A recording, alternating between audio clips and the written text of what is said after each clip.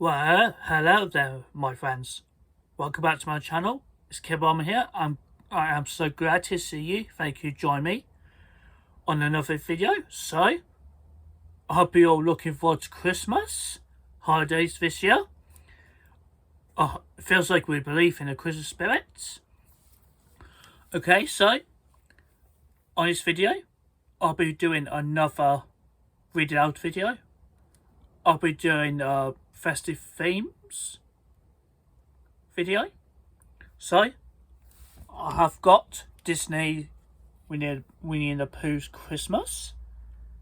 That was published by Ladybird. So, shall I begin with you guys? And I'd like to thank you for subscribing to my channel. This support my creativity. I appreciate you guys. You guys are awesome. I hope you've been good this year. Thanks, guys. Okay. I will read to you. Please sit back, relax, grab yourself a chocolate, and enjoy. It was the night before Christmas, and the snow fell softly on the 100-acre wood. Pooh stood gazing out of the window. "I'm very glad to see you," he chuckled to the plump snowflakes drifting past. I can imagine," replied Pooh. He could not imagine a snowman's ears being everything but cold. The snowman stood shivering in the front of a fire, and with a heart every tremble and quiver began to look less and less like a snowman and more like Piglet. "Well, hello, Piglet," blurted Pooh, delighted to see his very small, very best friend standing in the puddle of water on the hearth where, just moments before, a snowman had stood. "If I had known it was you, I would have invited you in." Piglet smiled up at his friend. "Oh, Pooh, you did invite me in. You know it. It was me all along." "Well, of course I did, Piglet," responded Pooh, scratching his head. "I just didn't know." I knew until this particular moment." My breathed Piglet in the wonder as gazed up at the Pooh's Christmas tree, glimmering golden in the candlelight. Dozens of candles hung from his branches, each nestling in its own honeypot. "Have never seen so many candles on one tree." "Well," explained Pooh, "there seem to be a great many empty honeypots to use as candle holders, and there was a great deal of extra room on the tree because the popcorn didn't seem to get strung." "Oh, shall I help you string the popcorn?" asked Piglet. "Why, yes, Piglet, I did like that very much," Pooh answered. "That is, if there were any popcorn left to string, which there isn't." Oh dear," said Piglet nervously. "What happened to it all?" I ate it all, Pooh whispered back. "I was tasting it to make sure it was probably popped, and by the time I was sure..." Pooh shrugged and sighed. It was all gone. I do, however, still have a string." "That's all right, Pooh," Piglet laughed. "We can use the string to wrap your presents." But Piglet chuckled Pooh.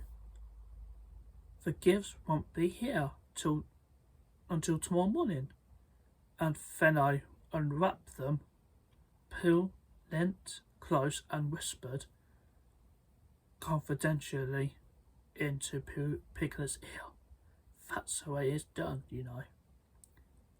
There may have been a few things about Christmas on which Pooh was a little hazy, but opening presents wasn't one of them.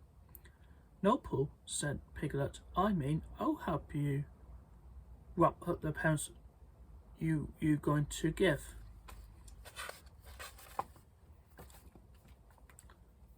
Pooh's smile disappeared.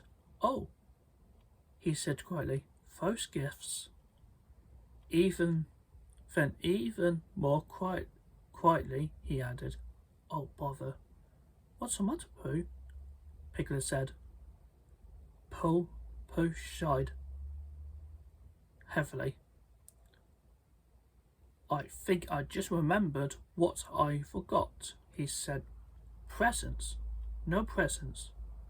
Piglet looked up at Pooh sadly. Not even a very small one. Pooh shook his head. He hated seeing his little friend so unhappy. I'm sorry, Piglet. Piglet smiled bravely. It's all right, Pooh. I always get a bit too excited about presents. And it's a thought that counts, you know, he sniffed. Now, if you don't mind, I'll take my very cold ears and go home. Pooh saw his friend to the door and watched him walk sadly down the path, and the snowflakes began to turn him into a very small snowman once again. Pooh stepped out into the snow. I think I'd better ask Christopher Robin what he thinks about thoughts and presents and Christmas and everything he said. It was a long, chilly walk through the snowy night. The snowflakes tickled Pooh's nose and crept down the back of his neck to get him warm. He was very glad when he arrived at Christopher Robin's home and knocked loudly on the door. Pooh Bear! Christopher Robin exclaimed. What a wonderful surprise! Come in. Pooh was led into Christopher Robin's cosy home, glowing with candlelight from a large Christmas tree. My, Pooh breathed. This certainly looks like Christmas. So I suppose I can ask you what you want, what I came to find out. He rubbed his chin thoughtfully. As soon as I remember what it is. But then Pooh frowned and stepped up to the Christopher Robin's fireplace, where there was the socks and stockings of all shapes and sizes hung neatly from a mantelpiece. Don't you think, Pooh remarked, trying to look as wise as possible, that Christmas is perhaps not a best time for drying your washings? Silly old bear, Christopher Robin laughed, ruffling a fluff on Pooh's head. That's not washing, they are stockings to hold Christmas presents. You mean, Pooh answered slowly, trying to take it all in. You have to have stockings to put presents in. Yes, said Christopher Robin. That's the way it's done. Oh, bother, said Pooh, locking down his feet. Not only did he have no presents for his friends, but they had no stockings to put their presents in. Pooh, being a bear, had little use for his stockings. Bare feet are, after all, something which bears are used to. All Pooh's friends in the Hundred Acre Wood were much the same way. When Pooh mentioned this, Christopher Robin laughed. "Come with me, Pooh. I have plenty of stockings for everyone." Christopher Robin showed Pooh a drawer containing socks and stockings of every size, shape and colour. These are all the stockings that have lost their mates and would love to have someone with whom to share Christmas, said Christopher Robin. He scratched one of Pooh's ears. "It's a thought that counts, you know." "Why, yes," replied Pooh, pleased that his friend had remembered to answer the question he had forgot to ask. "Thank you very much, Christopher Robin." Soon Pooh was walking happily home with his arms full of stockings. The snow had stopped falling, leaving a wonderful white blanket all over the entire forest. It was as if the Hundred Acre Wood had decorated itself for Christmas.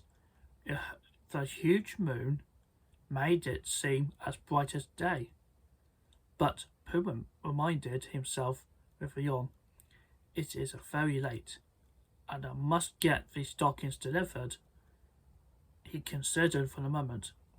"I must get everyone presents too, of course, but the stockings must come first." And so Pooh, being as quiet as a soft night around him, crept into his friend's house one by one and hung up a stocking, each with a little note, which read from Pooh. First, of course, there's Piglet's house, where Pooh placed a very small stocking on a nail. He then left a stripe for one striped one for Tigger, because he was sure that was the sort of stocking that Tigger's like best. Pooh left a very bright orange one and at Rabbit's house. Eeyore got a warmest and friendliest stocking Pooh could find.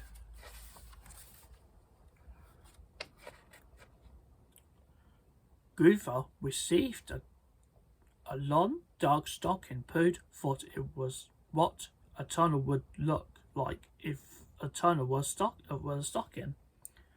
Finally, Owl was given a stocking the colour of the sky, in which Pooh thought he would like to fly if he were Owl.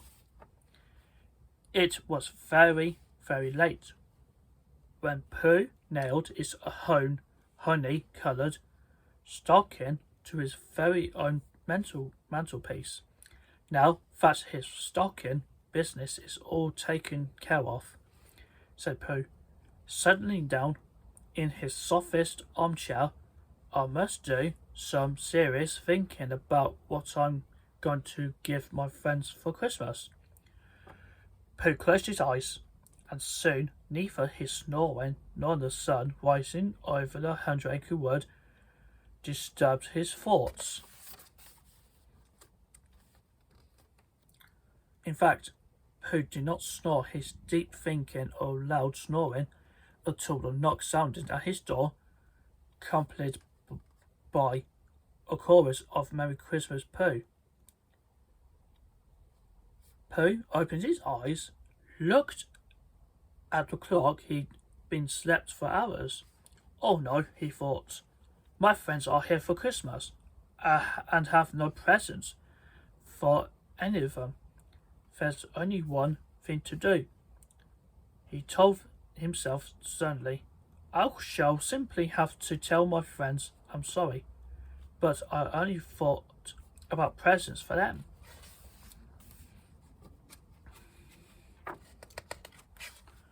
Pooh opened his door and started to apologize, but before he could say the word, in rushed all his friends: Piglet, Tigger, Rabbit, Gopher, Eeyore and Owl, all thanking Pooh at once for his thoughtful gifts. Piglet was wearing a new stocking cap. My ears are very grateful, Pooh. It's exactly what I wanted. Tigger told Pooh how much he loved his new striped sleeping bag. It's cozier than cozy, he cried, bouncing and trouncing with joy. Rabbit couldn't wait to tell Pooh he had always dreamed of owning the coordinated cow's cover. How could Pooh possibly have known? Gopher thanked Pooh for the bag to collect his rock samples in. Never had one big enough before, he said. Eeyore explained, if anyone is interested, that his tail had never been warmer than in his newer warmer. Al was certain his brand new windsock would provide him with all of the information he needed to prevent occasional crash landing through his dining room window. Pooh put his hands behind his back and looked thoughtful. Something awfully nice is going on, but I'm not sure what, he said. I'll tell you what it is, Pooh, exclaimed Tigger. It's Christmas. He pushed a large pot of honey into the Pooh's stocking. And this is for you too, said Al, handing over his present. The others quietly followed suit with presents of their own, which all turned out to be a pots of honey. Well, what else would a Pooh Bear want for Christmas, or anything nice, or any other time? Christmas, sighed Pooh happily. What a very sweet thought indeed. The end. So, I hope you guys enjoy watching this video about reading Disney Winnie the Pooh's Christmas.